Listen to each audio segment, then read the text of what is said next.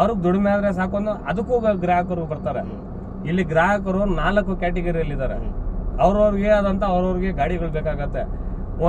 ಒಬ್ಬ ಗ್ರಾಹಕ ಏನ್ ಹೇಳ್ತಾನೆ, ನೋಡಪ್ಪ ನೀನ್ ಗಾಡಿನ ಹೆಂಗಾರು ಇಟ್ಕೋ, ಏನಾದ್ರು ಸರ್ವಿಸ್ ಕೊಡು, ನನಗೆ ರೇಟ್ ಕಡಿಮೆ ಕೊಡು ಅಂತ ಗ್ರಾಹಕ ಯಾವತ್ತೂ ನಮ್ ಗ್ರಾಹಕ ಆಗೋದಿಲ್ಲ. ಇನ್ನೊಂದು ವರ್ಗದ ಗ್ರಾಹಕ ಏನ್ ಮಾಡ್ತಾನೆ, ನೋಡಪ್ಪ ನೀನ್ ಕೇಳಿದ್ರೆ ನಾನು ಕೊಡ್ತೀನಿ, ನೀನ್ ಕೇಳಿಲ್ಲ ನಾನು ಕೊಟ್ಟಿಲ್ಲ ಅಂತವ್ರು ನಮ್ಮ ಗ್ರಾಹಕರು. ಇನ್ನೊಂದು ವರ್ಗ ಇದೆ, ನೋಡಪ್ಪ ನಿನ್ಗೆ 24 ಅಲ್ಲ 30 ರೂಪಾಯಿ ಕೊಡ್ತೀನಿ, ಆದ್ರೆ ನೀನು ಸರ್ವಿಸ್ ನನ್ಗೆ ಕರೆಕ್ಟಾಗಿ ಕೊಡ್ಬೇಕು ಅಂತ ಗ್ರಾಹಕರು ನಮ್ ಗ್ರಾಹಕರನ್ನ. ಇನ್ನೊಂದು, ನೋಡಪ್ಪ ನನ್ಗೆ ಎಮರ್ಜೆನ್ಸಿ ಇದೆ, ನೀನ್ ಎಷ್ಟು ಬೇಕಾದ್ರೂ ಚಾರ್ಜ್ ಮಾಡ್ಕೊ ನಾನು ಕೊಡ್ತೀನಿ ಅಂತ ಗ್ರಾಹಕರು ನಮ್ ಗ್ರಾಹಕರು. ಈ 4 ಕ್ಯಾಟಗರಿ ಗ್ರಾಹಕರಲ್ಲಿ 1ನೇ ಕ್ಯಾಟಗರಿ ಯಾವತ್ತೂ ನಮ್ಗೆ ಬರೋದಿಲ್ಲ. ಇನ್ನ 3 ಕ್ಯಾಟಗರಿ ಇದೆ. 3 ಕ್ಯಾಟಗರಿನ ಇಟ್ಕೊಂಡು ನಾವು ನಮ್ಮ ವ್ಯಾಪಾರನ ಯಾವ ತರ ಬೆಳೆಸ್ಕೊಬೋದು, ಯಾವ ತರ ಉಳಿಸ್ಕೊಬೋದು, ಅದ್ರಲ್ಲಿ ಇನ್ನ ನಾವು ಹೆಚ್ಚಿಗೆ ಯಾವ ತರ ಗಳಿಸ್ಬೋದು, ಎಲ್ಲ ಅವ್ರವ್ರಿಗೆ ಸಂಬಂಧಪಟ್ಟಿರೋದು. ಇವಾಗ ನಾನು ಒಬ್ಬ ಚಾಲಕನಾಗಿ ನನ್ನ ವ್ಯಾಪಾರ ನಾನು ಹೆಂಗ್ ಬೆಳೆಸ್ಕೊಡ್ಬೇಕಂತ ಗೊತ್ತು. ಇವಾಗ ನನ್ನ ಹತ್ರ ಇಂಡಿಕಾ ಇದೆ, ಇಂಡಿಕಾದಲ್ಲಿ ಸರ್ವಿಸ್ ಕೊಟ್ಕೊಂಡೆ ನಾನು ಗ್ರಾಹಕರನ್ನ ಹೆಂಗ್ ನಾನು ಕವರ್ ಮಾಡ್ಬೇಕಂತ ನಾನು ಅದ್ರ ಬಗ್ಗೆ ಯೋಚನೆ ಮಾಡ್ತೀನಿ. ನೀವು ಬೇರೆ ಗಾಡಿ ಇಟ್ಕೊಂಡಿದ್ದೀರಾ, ನೀವು ಅದ್ರ ಮೇಲೆ ಆ ಬೇಸ್ ಮೇಲೆ ನೀವು ಯೋಚನೆ ಮಾಡ್ತೀರಾ. ಆ ತರ ವ್ಯವಹಾರ ಅವ್ರವ್ರ ನಿರ್ಧಾರ ಮಾಡ್ಕೊಂತಾರೆ, ನನ್ನ ವ್ಯವಹಾರನ ಯಾವ ತರ ಬೆಳೆಸ್ಕೊಳ್ಬೇಕು ಅಂದ್ಬಿಟ್ಟು. ಅಷ್ಟೇ ಅಣ್ಣ. ಇನ್ನೊಂದು ಅಣ್ಣ, ಇವಾಗ ಟೌನರ್ ಅಪ್ಲಿಕೇಶನ್ ನಾನು ಯೂಸ್ ಮಾಡ್ತಾ ಇದ್ದೀನಿ ಸುಮಾರು ಒಂದು 15 ದಿವಸದಿಂದ. ನಾನು ಕಂಪ್ನಿಗೆ ಹೋಗ್ತಾ ಇದ್ದೆ, ಕಂಪ್ನಿಲಿ ನನಗೂ ಚೆನ್ನಾಗಿ ನಾನು ಸಂಪಾದನೆ ಮಾಡ್ತಾ ಇದ್ದೆ. ಕಂಪ್ನಿಲಿ ಇದೇನೋ ಕಾನ್ಸೆಪ್ಟ್ ಚೆನ್ನಾಗೈತೆ ಅಂದ್ಬಿಟ್ಟು ಟೌನರ್ ಅಪ್ಲಿಕೇಶನ್ ನಾನು 2 ತಿಂಗಳಿಂದ ಮುಂಚೆನೇ ಯಾರು ನಾಗೇಶ್ ಅಣ್ಣ ಅವರು ವಿಡಿಯೋ ನನ್ನ ಫಾಲೋವರ್ ಅವರು ಅವ್ರದ್ದು ನೋಡಿದ್ದು ಬರೀ ನಾನು ಡೌನ್ಲೋಡ್ ಮಾಡ್ಕೊಂಡು ಇಟ್ಕೊಂಡಿದ್ದೆ ಹೇಗೆ ಉಪಯೋಗಿಸ್ಕೋಬೇಕು ಅಂತ. ಇವ್ರು ಯಾವಾಗ ಟೌನರ್ ಅಪ್ಲಿಕೇಶನ್ ಬಗ್ಗೆ ಯೂಸ್ ಮಾಡ್ತಾ ಮಾಡ್ತಾ ಮಾಡ್ತಾ ಮಾಡ್ತಾ ನನಗೆ ಫಸ್ಟ್ ಗೊತ್ತಾಗಿದ್ದು ಈ ಲ್ಯಾಮಿನೇಷನ್ ಮಾಡಿಸ್ಕೊಂಡು ಗಾಡಿ ಇಟ್ಬಿಟ್ರೆ ಇದು ನೋಡಿದ ತಕ್ಷಣ 24 ರೂಪಾಯಿ ಕಿಲೋಮೀಟರ್ ಟೌನರ್ ಅಪ್ಲಿಕೇಶನ್ ಐತೆ, ಏನು PDF ಸೆಂಡ್ ಮಾಡ್ತೀನಿ, ಬಿಲ್ ಸೆಂಡ್ ಮಾಡ್ಬಿಟ್ರೆ ಕೊಟ್ಬಿಡ್ತಾರೆ. ಅದ್ರಲ್ಲಿ ಸ್ಟಾರ್ ಬಿಡ್ಲಿ ಓಲಾ ಉಬರ್ ನಮ್ಮ ಇದು ಅವ್ರ ಮಾಹಿತಿ ಕೊಟ್ಟವ್ರು ಯಾರು? ನಾಗೇಶ್ ಅಣ್ಣವರು ಏನ್ ಮಾಡ್ಬೇಕಾಗಿತ್ತು, ನಾಗೇಶ್ ಅಣ್ಣವ್ರು ಅವಾಗಲೇ ಸ್ಟ್ರಿಕ್ಟ್ ಆಗಿ ಗೈಡ್ ಲೈನ್ಸ್ ಕೊಟ್ಟಿದ್ರೆ ಇಷ್ಟು ಬದಲಾವಣೆ ಬರ್ತಾ ಇರ್ಲಿಲ್ಲ. ನಮ್ ಚಾಲಕರು ಯಾವಲ್ಲೋ ಬದಲಾಗ್ಬಿಡ್ತಾ ಇದ್ರು. ಕರೆಕ್ಟಾ?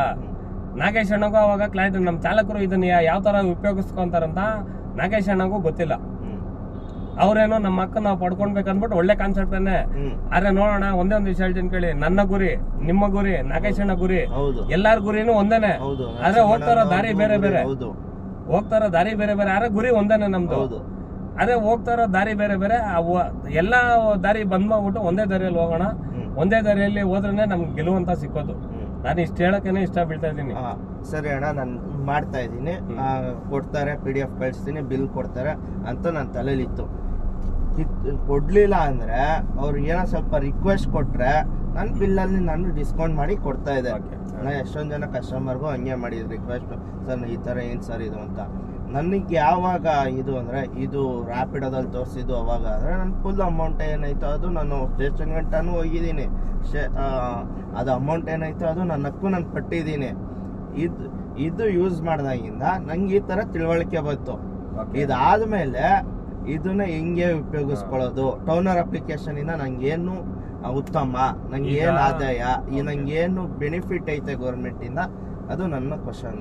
ಇದು ಗೊತ್ತಾದ್ಮೇಲೆ ನಾನು ಕಾಂಪ್ರಮೈಸ್ ಸ್ಟಾರ್ಟ್ ಮಾಡಿದೆ.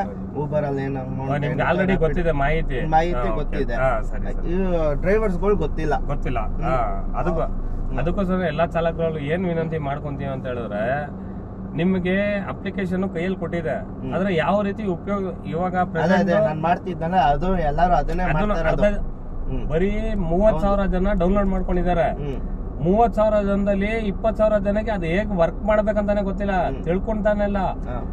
ಇನ್ನ ಮಿಕ್ಕಿದವರು ನಿಮ್ಮ ರೂಲ್ಸ್ ಫಾಲೋ ಮಾಡ್ತಾರೆ. ಒಂದ್ 5,000 ಜನ, ಅದ್ 5,000 ಜನದಲ್ಲೂ ಕೂಡ ಅದ್ರಲ್ಲಿ ಕರೆಕ್ಟ್ ಆಗಿ ಯೂಸ್ ಮಾಡ್ತಾರೋ 2,000 ಜನ ಚಾಲಕರಲ್ಲಿ ಹೋಗಿ ತಲುಪಿದೆ. ಆದ್ರೆ ಅದನ್ನ ಯಾವ ರೀತಿ ಅದನ್ನ ಬಳಸ್ಕೊಳ್ಬೇಕಂತ ಯಾರಿಗೂ ಗೊತ್ತಾಗ್ತಾ ಇಲ್ಲ.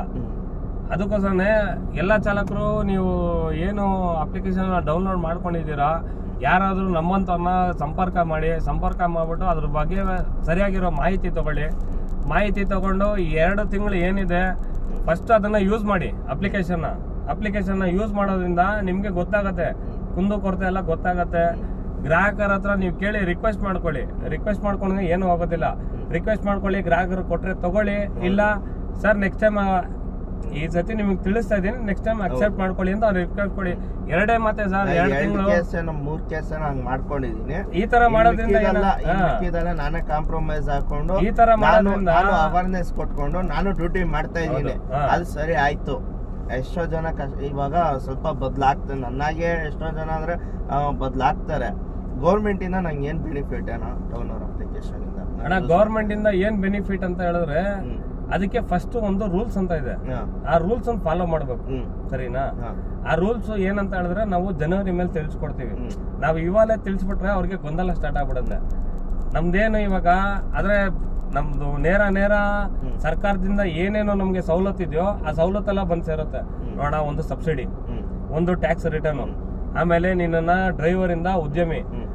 ಇವಾಗ ನಾವು ಯಾರು ಗೊತ್ತಾ, ಅಸಂಘಟಿತ ವರ್ಗ ಅಂತ ಸಮುದಾಯ ನಮ್ಮನ್ನ ಗುರುಸ್ತಾ ಇದೆ. ಅಸಂಘಟಿತ ವರ್ಗ ಅಂದ್ರೆ ಏನ್ ಗೊತ್ತಾ, ನಾವು ಬೇರೆಯವ್ರ ಕೈ ಕೆಳಗೆ ಕೆಲಸ ಮಾಡ್ತಾ ಇದೀವಿ. ಕೂಲಿ ಕಾರ್ಮಿಕರು, ದಿನನಿತ್ಯ ಕೂಲಿ ಕಾರ್ಮಿಕರು, ಆ ವರ್ಗಕ್ಕೆ ನಮ್ಮನ್ನ ತಳ್ಳಿದೆ. 10 ಲಕ್ಷ ಬಂಡವಾಳ ನಾವ್ ಹಾಕ್ತಿವಿ, ಟ್ಯಾಕ್ಸ್ ನಾವು ಕಟ್ತೀವಿ, ಇನ್ಶೂರೆನ್ಸ್ ಕಟ್ತೀವಿ, ಡ್ರೈವರ್ಗಳು ನಾವು ಅದನ್ನ ಚಾಲನೆ ಮಾಡ್ತೀವಿ, ಗ್ರಾಹಕರನ್ನ ಸರಿಯಾದ ದಾರಿಯಲ್ಲಿ ಕರ್ಕೊಂಡೋಗಿ ಬಿಡ್ತೀವಿ. ಇಷ್ಟೆಲ್ಲ ನಾವು ಶ್ರಮ ಪಟ್ಟು ನಮ್ಮನ್ನ ಎತ್ಕೊಂಡೋಗಿ ಕೂಲಿ ಕಾರ್ಮಿಕರನ್ನ ಸೇರಿಸ್ತಾ ಇದಾರೆ. ನಮ್ಮಿಂದ ಬೆನಿಫಿಟ್ ತಗೋತಾ ಇರೋದು ಯಾರಣ್ಣ? ಗವರ್ಮೆಂಟ್ ಇಂದ ಅಗ್ರಿಗೇಟರ್ ಕಂಪ್ನಿಗಳೇ ತಗೊಂತಾ ಇರೋದು, ಬೇರೆ ಯಾರು ತಗೊಂತಾ ಇಲ್ಲ. ಅಗ್ರಿಗೇಟಿವ್ ಕಂಪನಿಗಳೇ ಇವಾಗ ನಮ್ಮನ್ನ ಐಡೆಂಟಿಫೈ ಇಲ್ವಲ್ಲ. ಹೌದು. ಇವಾಗ ನಾವ್ ಯಾರು ಅಂತ ಯಾರಿಗೂ ಗೊತ್ತಿಲ್ಲ. ನಾವೆಲ್ಲ ಏನೋ ಡ್ರೈವರ್ ಬರೀ ಡ್ರೈವರ್ ಅಷ್ಟೇನೆ. ಡ್ರೈವರ್ ಕಾನ್ಸೆಪ್ಟ್ಗೆ ಯಾವ್ದೇ ರೀತಿ ವ್ಯಾಲ್ಯೂ ಸಿಗೋದಿಲ್ಲ. ಹೌದಾ? ನೀವ್ ಯಾವತ್ತು ನೀವು ಮಾಲೀಕರಾಗಿ ಪರಿವರ್ತನೆಗೊಳ್ತಿರೋ ಅವತ್ತೇ ನಮ್ಗಾದಂತ ಹಕ್ಕು ಸಿಗೋದು. ನೀವು ಇವಾಗ ನಾವೇನು ನನ್ನ ಹಕ್ಕು ನನ್ನ ಬಲ ಅಂತ ಹೇಳ್ತೀವಲ್ಲ, ನಾವು ಅದಕ್ಕೆ ಫಸ್ಟ್ ಕನ್ವರ್ಟ್ ಆಗ್ಬೇಕು. ಅದಾದ್ಮೇಲೆ ನನ್ನ ಹಕ್ಕು ನನ್ನ ಬಲ ನಿಂತ್ಕೊಂಡ್ರೆ ನೋಡ್ರಪ್ಪ ಎಲ್ಲಾದ್ರಲ್ಲೂ ಗೆಲುವು ಸಿಕ್ಕತ್ತೆ.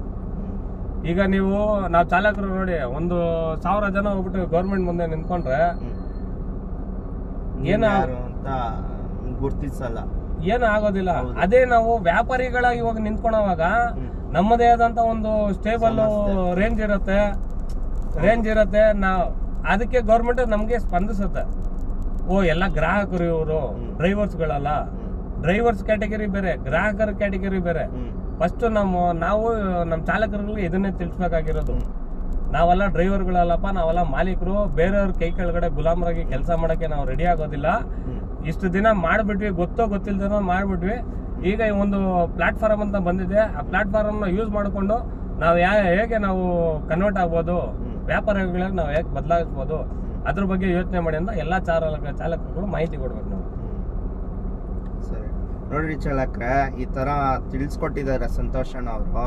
ಈ ತರ ಯಾರು ಓನರ್ಸ್ ಕಮ್ ಡ್ರೈವರ್ಸ್ ಯಾರ್ಯಾರು ಇರ್ತೀರೋ, ನೀವೆಲ್ಲ ಬಿಸ್ನೆಸ್ ಮ್ಯಾನ್ಗಳು, ನೀವು ಯಾರು ಕೂಲಿಗಾರಿಕರಲ್ಲ, ಗುಲಾಮ್ರಲ್ಲ. ಅಗ್ರಿಗೇಟರ್ ಸಂಸ್ಥೆಗೆ ನೀವೊಬ್ರು ಬಿಸ್ನೆಸ್ ಮ್ಯಾನ್ ಆಗಿ, ಯಾಕಂದ್ರೆ ನಿಮ್ದು ದುಡ್ಡು, ನೀವು ಲಕ್ಷಾಂತರ ರೂಪಾಯಿ ಹಾಕಿರ್ತೀರಾ, ನೀವು ಟ್ಯಾಕ್ಸ್ ಕಟ್ತೀರಾ, ಇನ್ಸೂರೆನ್ಸ್ ಕಟ್ತೀರಾ. ಯಾರಿಗೆ ಏನಾದರೂ ಆದರೆ ಆಕ್ಸಿಡೆಂಟ್ ಏನಾರು ಆದರೆ ಊಬರ್ ಅಂತ ಬಂದು ನೋಡ್ತಾನ? ನಾವೇ ನೋಡೋದು. ಗ್ರಾಹಕರಿಗೆ ಏನೈತೋ ಅದು ಅಮೌಂಟ್ ಕಟ್ಕೊಡೋದು ನಾವೇನೆ. ಯಾರು ಇದರಲ್ಲಿ? ಓನರ್ಸ್ ಕಮ್ ಡ್ರೈವರ್ಸ್ಗಳೇ ಓನರ್ಗಳು, ಬಿಸ್ನೆಸ್ ಮ್ಯಾನ್ಗಳು. ಆಯ್ತಾ? ನಿಮ್ಮ ಮನೆಗೆ ನೀವುಗಳು ಇರೋ ಆಗ್ರಿ, ನಿಮ್ಮ ಸಂಪಾದನೆ ನೀವು ಇರೋ ಆಗ್ರಿ, ಎಲ್ಲ ಚಾಲಕರು ಒಂದೇ. ಇಲ್ಲಿ ಚಾಲಕರು ಒಗ್ಗೂಟಾಗ್ರಿ. ನಾಳೆ ದಿನ ಚೆನ್ನಾಗಿ ಆಗೇ ಆಗ್ತೀವಿ. ಈ ಜನವರಿ ಗಂಟೆ ಏನಿದ್ದೀರೋ ಇವಾಗಿಂದ ಪ್ರತಿ ಕಸ್ಟಮರ್ಗು ಅವೇರ್ನೆಸ್ ಮುಟ್ಸಿ. ಯಾವ ತರ ಅಂದ್ರೆ, ನಮ್ಮ ಚಾಲಕರಲ್ಲಿ ಡ್ಯೂಟಿ ಮಾಡ್ತಾ ಇರ್ತೀರಾ, ಅವೇರ್ನೆಸ್ ಕಸ್ಟಮರ್ಸ್ ಮೇನು. ಯಾಕಂದ್ರೆ ಜೊತೆಗೆ ನಮ್ ಚಾಲಕರಲ್ಲಿ ಏನಿದೆ, ಎಲ್ಲಾರ್ಗು ಮಾಹಿತಿ ಹೋಗಿ ತಲುಪ್ತಲ್ಲ. ನಿನ್ನೆ ಏರ್ಪೋರ್ಟ್ ಹೋಗಿದ್ದೆ, ಏರ್ಪೋರ್ಟ್ ಅಲ್ಲಿ ಯಾರಿಗೂ ವಿಷಯನೇ ಗೊತ್ತಿಲ್ಲ. ಅರ್ಥ ಮಾಡ್ಕೊಳ್ಳಿ, ಅದು ಸಮುದ್ರದ ತರ. ಅಲ್ಲಿ ಹೋಗಿ ನಿಂತ್ಕೊಂಡ ನಾನು ವಿಚಾರ ಹೇಳಿದಾಗ ಯಾರಿಗೂ ಗೊತ್ತೇ ಇಲ್ಲ. ಏನ್ ಮಾಡ್ಲಿ ನಾನು? ಅದೇ ಒಂದ್ಸತಿ ಏರ್ಪೋರ್ಟ್ಗೆ ಹೋಗೋಣ ನಾವೆಲ್ಲ.